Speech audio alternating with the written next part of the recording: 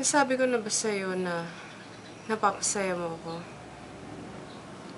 Kung hindi pa, sasabihin ko na ngayon, napapasaya mo ako.